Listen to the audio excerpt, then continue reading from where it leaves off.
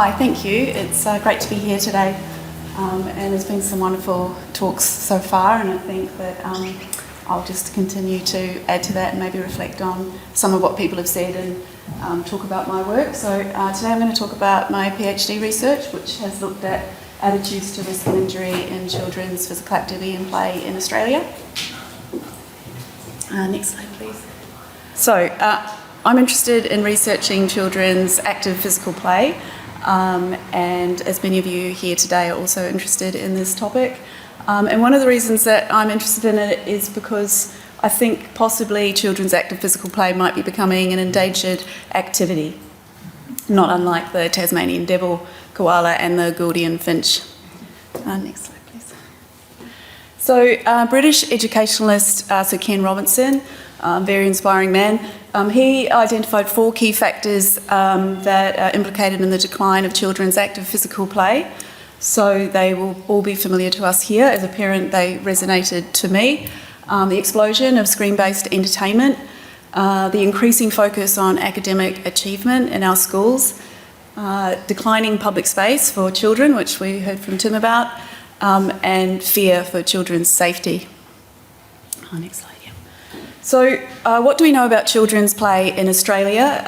There isn't a lot of data tracking children's play at a state or national level, but last year the Royal Children's Hospital in Melbourne conducted a national child health poll, and they found, that was on play, sorry, so they found that 94% of Australian parents do recognise the benefits of play for their children, but less than half of Australian kids play outdoors most days.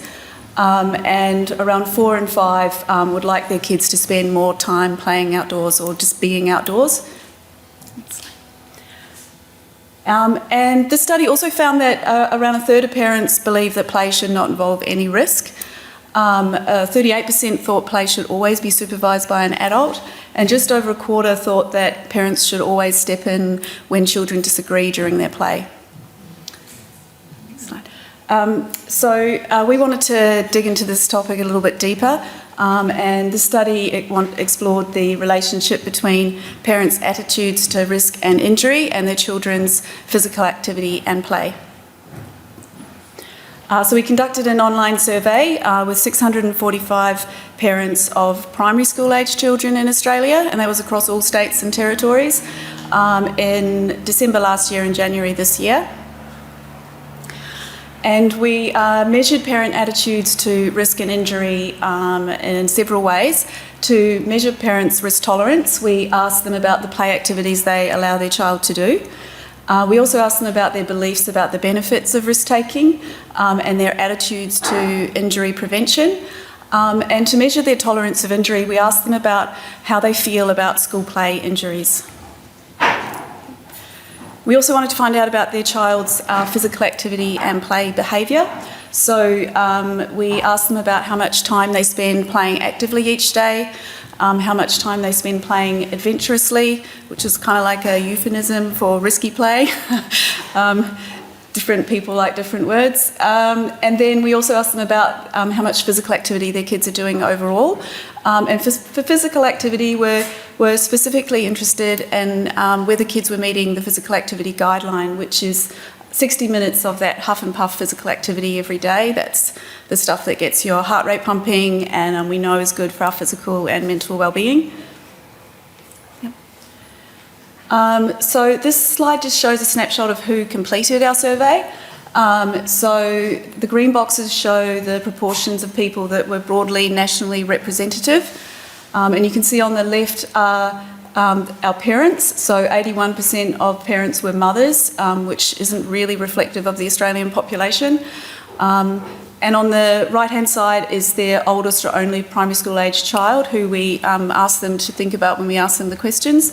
And you can see that 47% of the children were girls, which is approaching that population average. 3/4 lived in a major city, across all states and territories, as I said. And I guess the other thing to observe is that the average age of the child was 9 years, so that's between that 5 and 12-year age range. Right, next slide. So we were quite surprised by the results, particularly how risk-averse parents were, which is, we've heard different things today about how risk-averse parents are. I guess overall we found most parents do recognise the benefits of risk-taking, and we've been talking about that today. But 78% were unwilling to allow their kids to do a lot of these risky play activities that we asked them about. There's some examples there on the screen, and there were mixed attitudes to play injuries. Next one.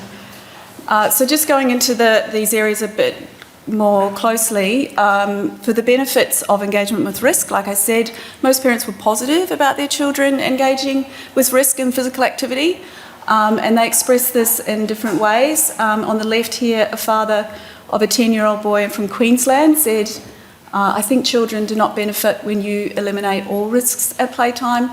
They will become adults that fear all situations as a hazard and that may harm them. And there's similar sentiments that we've heard already today. And on the right-hand side, the mother of an 11-year-old girl in Victoria said, I genuinely feel that kids... I didn't memorise the quote. I'll let you read it. Can't quite see it from here. All right, next slide, thanks. So for parent tolerance of risk in play, we grouped parents' responses into 4 categories based on the number and the types of activities that they would allow their child to participate in. And you can see that almost half of the parents were risk averse and another third was somewhat risk averse. So overall, there were 78% of Australian parents that had a low tolerance for risk-taking in play. And this scale's been used overseas, and we compared it to some other countries, and Australian parents did come out more risk-averse than their British counterparts, which were 63%, as you can see on the slide, and that study was done a couple of years ago, so these data are fairly recent. Next slide, please.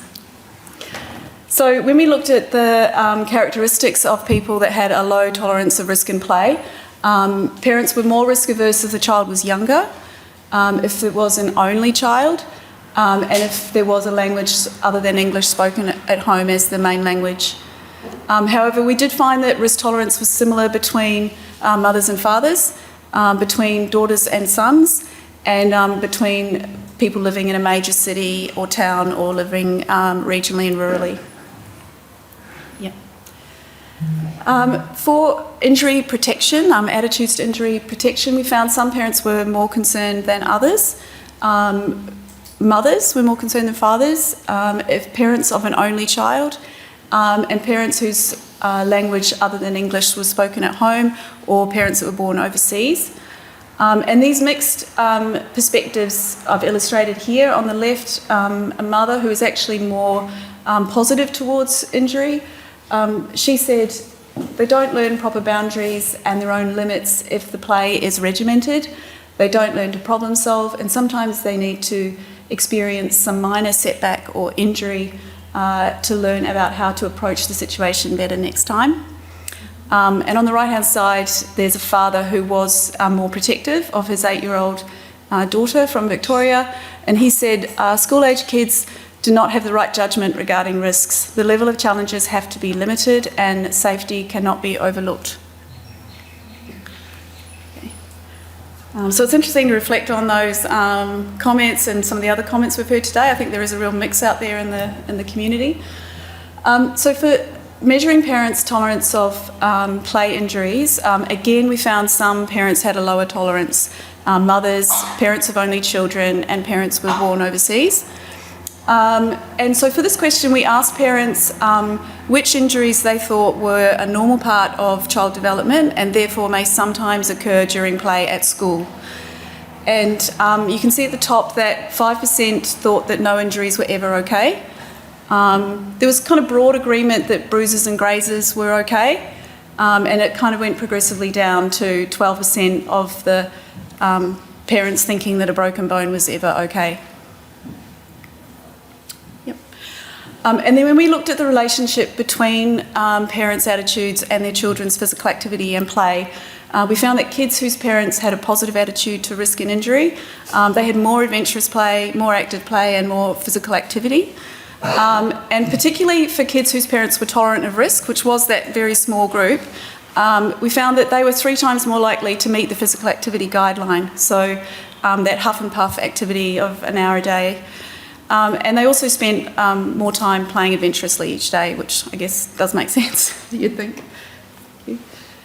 So we wonder if parents are conflicted on the issue. Our data showed us there's a bit of a discrepancy between the outcomes that parents want for their kids, they recognise the benefits of risk-taking, and just what they're comfortable with in practice, that tolerance that those types of activities are actually okay with their kids doing, and that concern about injuries, which is mixed across the community. And in thinking about what could help, I think we need a broad community response. And I agree with other speakers today. This isn't about parents just need to change. It's bigger than that. I think the main thing that parents really need help with is balancing those fears and injury concerns with really practical and tangible ways they can support their kids. So providing risk reframing programs and resources. So those things are really good at helping, and there's some of them out there, but helping parents balance those concerns. The creation of risky play environments, and the Rocks on Wheels is a great example where they really do intentionally challenge our assumptions about risk and play. And then also just encouraging community conversations around, we need to build consensus about the value of risk experiences for children, and this conversation today is like that start of it, but we need to kind of keep having these conversations.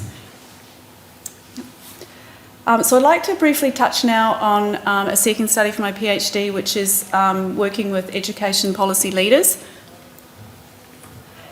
So we interviewed 30 education policy leaders in Victoria, and they ranged from school principals, policy managers in the Department of Education, then education, play and injury prevention experts from different sectors, including non-government organisations, industry and academia. Oh, actually go back, sorry. We wanted to ask them, we wanted to know how they frame risk in children's active physical play in schools, and we also wanted to look at what the forces are that are driving risk aversion in our schools. So we identified 4 frames of play in schools, and each corresponded to a different construction of childhood, which you can see in the colourful icons. There were 2 risk-averse frames, protection and productivity, and these were dominant in Australian schools. And then there were 2 risk-tolerant frames, development and flourishing. And there were some real-world examples of this. We did find some examples of this, but they were far less common. So the protection frame is oriented around protecting or reducing the risk of physical and emotional injury to children, whereas the productivity frame was around reducing the economic risk to the school system. In contrast, the development and flourishing frames, they're both focused around schools accepting risk in order to support children's development and well-being. Next slide. We also wanted to map the school policy landscape for decision-making for play. So that's primarily recess and break time, but it kind of cuts across the entire school environment. It's a mess, and it's not yet published, so I don't know if I want you to circulate it. It's okay to take a photo though. But look, just to briefly, this is a couple of key points from it. The horizontal lines are the kind of levels of policy from international down to the local school level. And the colours represent the different types of policy. So we adopted a broad understanding of policy, if you like, from legislation and regulation down to guidance documents, strategies, frameworks, and optional policies. So on the right-hand side, you can see, actually, if you look at the top, there's the risk and safety management policies, so the policies that are oriented towards risk and safety management. We found there are 4 to 5 times as many than there were around promoting physical activity and play. And similarly, most of the policies for risk and safety management are mandatory, they're required in schools, whereas the policies for promotion of physical activity and play are optional and guidance documents. And I guess the other thing to say is that most of the policies that influence decision-making for play in schools, they influenced indirectly. So they're not like specifically for recess or specifically for play, but they have a role in decision-making in schools.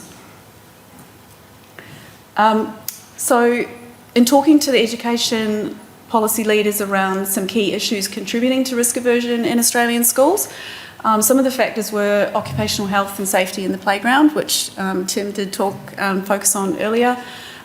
So we found that OSH officers have a lot of influence in decision making for play in schools, but they don't always have any training. So you don't actually need any training to be an OSH officer in a Victorian primary school, government school. There is training available, but it's not mandatory. And there were some key knowledge gaps around understanding the playground safety standards. I think there's a really opportunity for improving the knowledge in schools and with OSH officers around safety standards and the new standard that Tim mentioned, which is the benefit risk standard. There was also a lot of misunderstanding about WorkSafe, so I'm really glad we've got WorkSafe here today, and what constitutes a notifiable injury. So I got some real mixed responses from policy managers about that. Fear of repercussions, we've talked about that as well today. That's a big issue, and I think that spectrum that Tim showed, there are parents at the very extreme end. Sometimes they can have a very loud voice and they have very fierce responses, and school principals talked about that. And so just, I guess also the other thing we identified was there are knowledge gaps around litigation risk, liability risk, understanding duty of care in the context of supervising kids' play. So that's another kind of gap in schools at the moment. And thirdly, the triviality barrier for play, which is probably no surprise to us here, but in schools the focus on academic achievement and the increasingly crowded curriculum means play just gets pushed to the periphery. And likewise in pre-service teacher education, for primary school at least, they don't usually have content on play pedagogy or play theory. So there's just a general misunderstanding of play and the potential that it has. And I think there are increasing voices across the community in Australia and internationally about, well, what are the purposes of education and are we getting it right in our schools? Okay. And again, in thinking what could help, I think a whole of community response is required for this. I think a play policy framework could help at a bunch of different levels in the community to help fill some of these knowledge gaps with tools that can help schools. And also as a communication tool to work with families, so to really explain to families this is how we do play and this is what we've thought it through and this is how we're managing it. And again, these community conversations, we need to keep building consensus. So not just about the value of risk experiences in play, but also about children's right to play in schools, and also what we think the purposes of education should be. And in the community conversations, we actually were really surprised with the interest in the study which I spoke about first, which was the parent study. There was a lot of interest in the news, and we got a lot of interest in talkback radio. People just really wanted to talk about it. And so it's finding ways to keep those communications going, those conversations going. And I think that could help shift the norms, because we are talking a lot about norms that have just slowly shifted over time and crept up on us. That's all. Thank you.